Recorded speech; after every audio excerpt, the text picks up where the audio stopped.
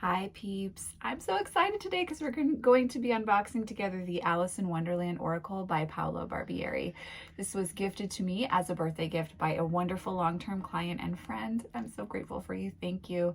And I'm really excited to dive in and see what we think, guys. You all know how much I love so many of Barbieri's decks, and I don't know, there's just something special about his deck. So the about says it's a book and 36 oracle cards. Jump down the rabbit hole to visit Wonderland and its beloved characters through the original perspective of a teenage Alice.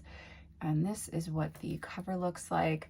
So I really love Jasmine Beckett-Griffith and Lucy Cavendish's Alice the Wonderland Oracle. We'll see. We'll see how this compares. The box is matte.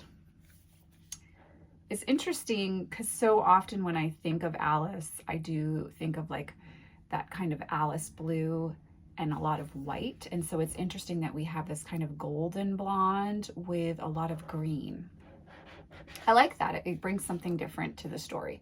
So we have the black on the inside, and then of course this is going to be, oh, look at the backing, guys.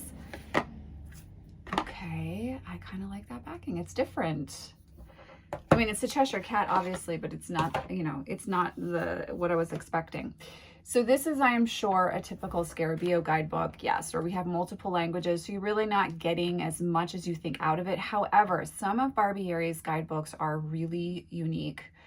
The Unicorns Oracle has a really interesting guidebook, and so I'm definitely not, you know, I'm not going to throw this guidebook away. I'm definitely going to work with it and at least see if it's right for me. So it looks like no card representation insofar as the image, but it does look like we get a paragraph on the story, in the story, what the card is depicting, the meaning, and then a question to ask. So that's nice. So it's definitely something to reference. And then let's see. There are some card spreads, some rituals before you use the deck, and then a little section on having a tale become an oracle. It says here, Alice in Wonderland represents a resourceful guidebook for those who feel lost in the woods of their own path. That is also why creating an oracle deck based on Carol's story felt so incredibly appropriate. So,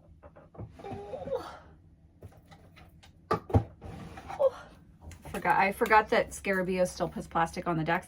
I'm really loving with the indie decks not dealing with the plastic on the deck itself. I think it's a really smart move, and I hope that more mass market creators will start moving in that direction. I can't find my seam ripper at the moment. I have a wonderful, wonderful viewer who gifts them to me, and I know that I had moved them over here, but I'm just not sure where they are. So let me just put that back there. Okay. Oh, they're not matte, but they're kind of like a satin. They're not, well, I don't know. They're shiny. They're shiny. Typical Scarabeo cardstock. You know, I do always have a beef with the Scarabeo decks that they warp on me. And I know some of you over the years have said, oh, it's because there's too much moisture in the air. It doesn't matter where I am. The Scarabeo cardstock warps after the first few shuffles for me. So I've kind of accepted it now because to me it's worth it for Barbieri's decks. But it is a gripe that I do have with the decks in general. So here we have Seeing a White Rabbit. Boy, it's very foresty and earthy, very different from Alice in Wonderland. Down the rabbit hole.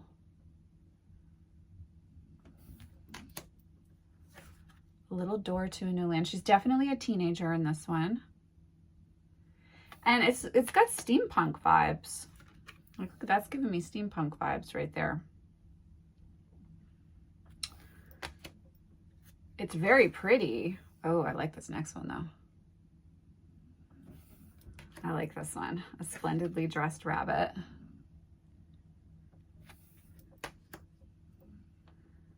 Oh, this one's sweet, the little mouse. Okay, I'm starting to like it now. I didn't really like the first few.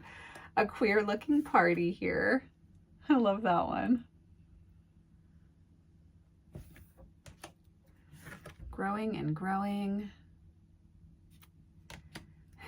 Phil the Lizard. I love that one. The Smoking Caterpillar. Ooh, a girl or a snake. Yes, I like this one. Okay, it's growing on me. The first few cards out, I was not 100% sure, but it's definitely growing on me. Unexpected Invitation. The Duchess. The Cheshire Puss.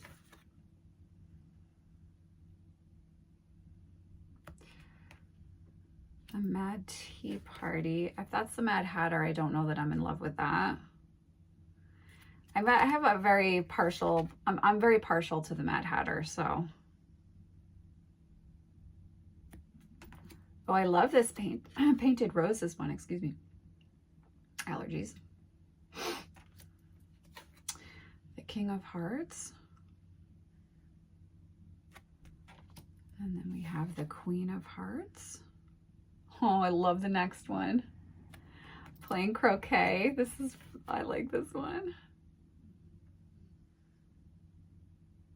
Oh, I love this one. The Griffin. Yeah, okay.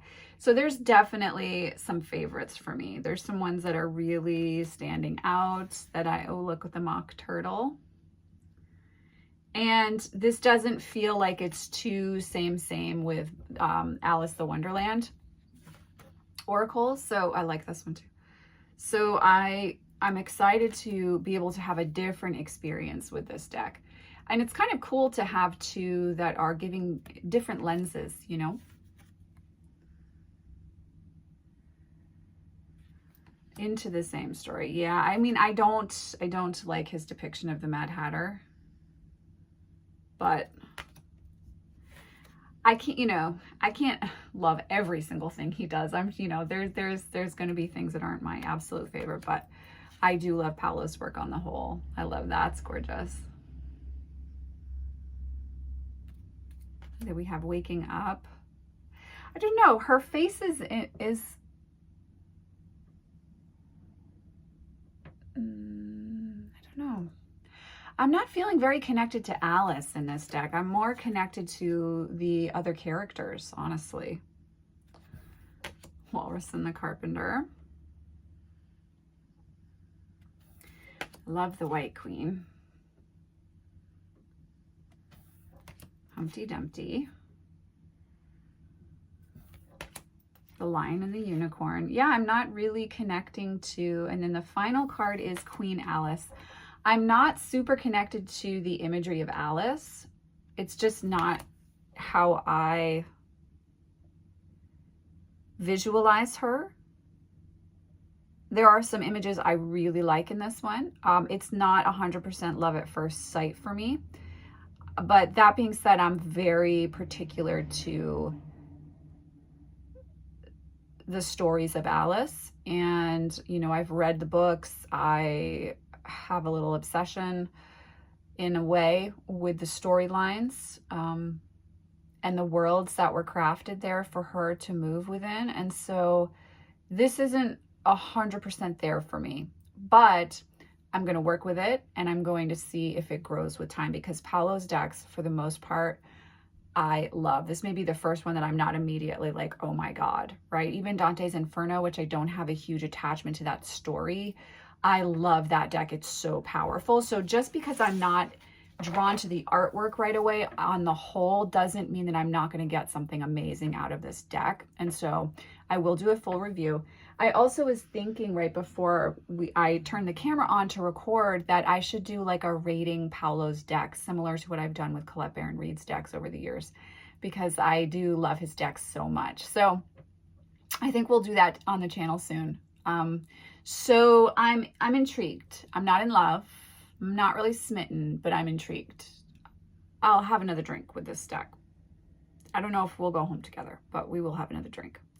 So I hope if you're on the fence about this one and you wanted to get a chance to look at the artwork, this gives you an idea of what to expect in your purchase. As I said, this was gifted to me, but Paolo's decks usually, I think, are between like $23 and $25 on Amazon typically. So it's not an investment that's going to break the bank. However, you might be really happy with, especially if you already have Alice the Wonderland Oracle, you might be really happy with that particular deck and you might not need to make this investment. But as I said, I will do a full review once I spend some time with the deck and can give you guys a better idea of how it works, especially in readings. So as always, guys, I am sending you oceans of love. I will see you in the next video. Take care, my dears. Have a wonderful day. Bye.